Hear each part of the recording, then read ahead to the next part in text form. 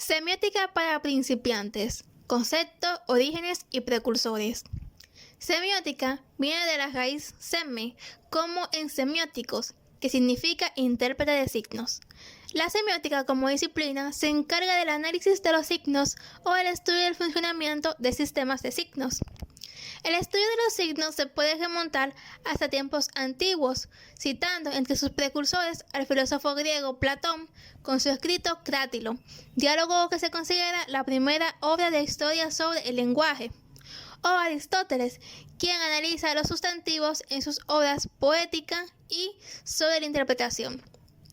Los griegos comenzaron con un enfoque hacia los signos lingüísticos y fueron los estoicos y los epicúreos los que ampliaron el debate y establecieron las bases de la semiología como tal al establecer diferencias entre los signos convencionales que están diseñados específicamente para la comunicación y los signos naturales, que son los que se dan libremente en la naturaleza.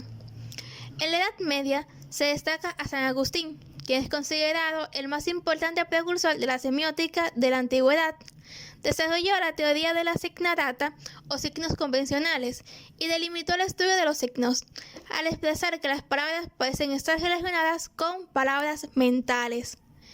Estas delimitaciones sirvieron como sustento para el ensayo sobre el entendimiento humano del filósofo inglés John Locke, donde explica la importancia de las experiencias internas y externas para la formación del ser humano. En este proceso, las palabras son claves para la comprensión y que los signos son indispensables para el pensamiento. Con estas bases, la semiótica como tal no se estableció hasta el siglo XX, impulsada por sus dos fundadores, Ferdinand de Saussure y Charles Sanders Peirce. Ferdinand de Saussure fue un lingüista, semiólogo y filósofo suizo cuyas ideas sirvieron para el inicio y posterior desarrollo del estudio de la lingüística moderna en el siglo XX. Definió el signo lingüístico como una entidad de dos caras. Estas estaban formadas por el significante, que es la imagen acústica del concepto o idea que se quiere expresar, y el significado, que es la representación psíquica que hace nuestro cerebro de esa imagen acústica producida por el significante. La pieza clave del concepto lingüístico de Saussure es la naturaleza arbitraria del lazo entre el significante y el significado. Debido a esto, tanto si un inglés escucha la palabra cat como si un español la palabra gato, ambos terminan imaginando algo como la imagen que se presenta.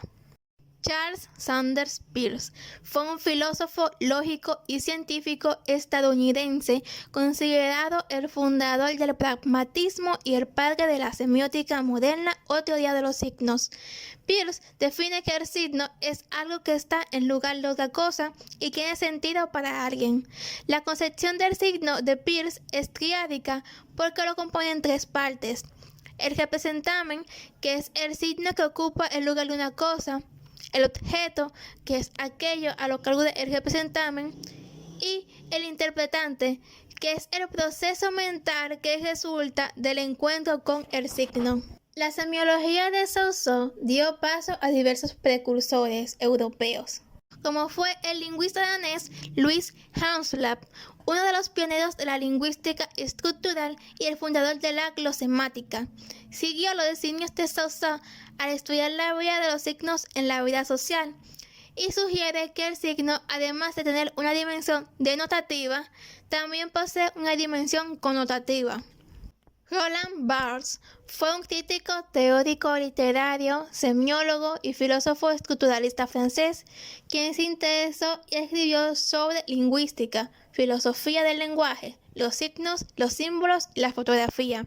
Guiándose por Hauslab, Barthes realizó un mapa sobre el funcionamiento de los signos en base a estudios de imágenes publicitarias. Claude Lévi-Strauss fue un antropólogo, filósofo y etnólogo francés, una de las grandes figuras de su disciplina en la segunda mitad del siglo XX.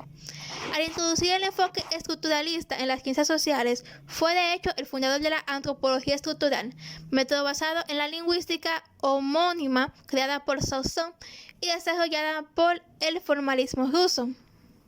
Émile Benveniste fue un lingüista francés que su obra estuvo centrada en la sintaxis general.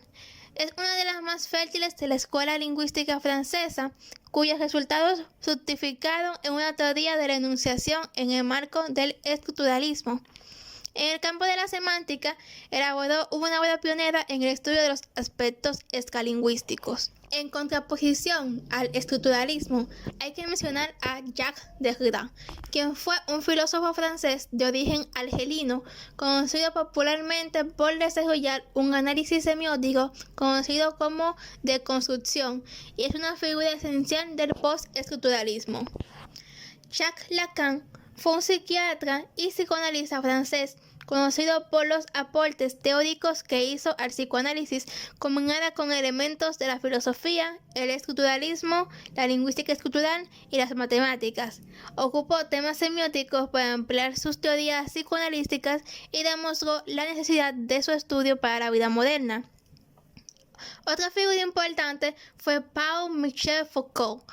Fue un filósofo, historiador, sociólogo y psicólogo francés que atribuyó el poder de ciertos regímenes, como las ciencias humanas, a las significaciones que originan discursos separados.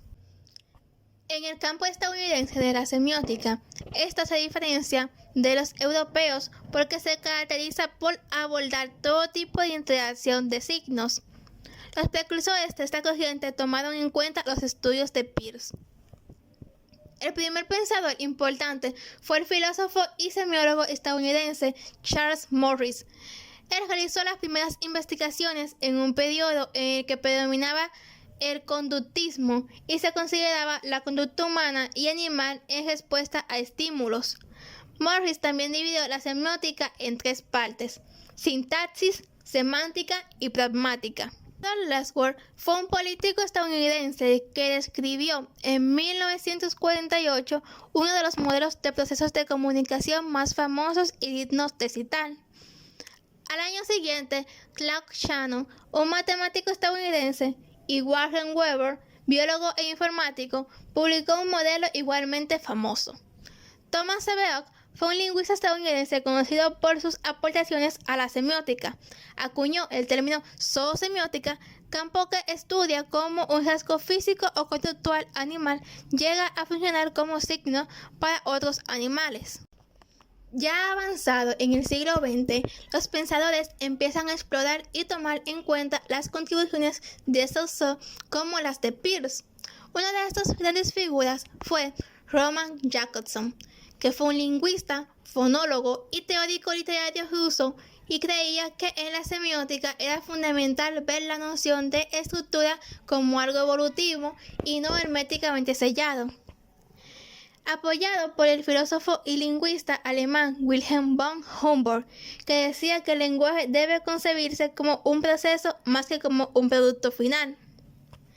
Jan Mukarovsky fue un crítico literario y teórico checo que hace aportes sobre la función estética, que es una fuerza en constante movimiento que transforma los grados de percepción de una misma obra. Su discípulo, Félix Borytka, fue un teórico de la literatura que comparte algunos de los planteamientos de su maestro para modificar partes de la teoría de Roman Ingarden y, en concreto, la necesidad de contextualizar en una trama sígnica la obra de arte en su contexto histórico. Umberto Eco fue un semiólogo, filósofo y escritor italiano, autor de numerosos ensayos sobre semiótica, estética, lingüística y filosofía. Formuló un concepto de la obra abierta y la obra cerrada. Para culminar, mencionaré al lingüista y semiólogo ruso Yuri Lopman, fundador de la culturología, quien cree que la tarea de los futuros semiólogos es poner en práctica una semiótica peirciana, una semiología saussuriana o un sistema de ambas para poder comprender el mundo.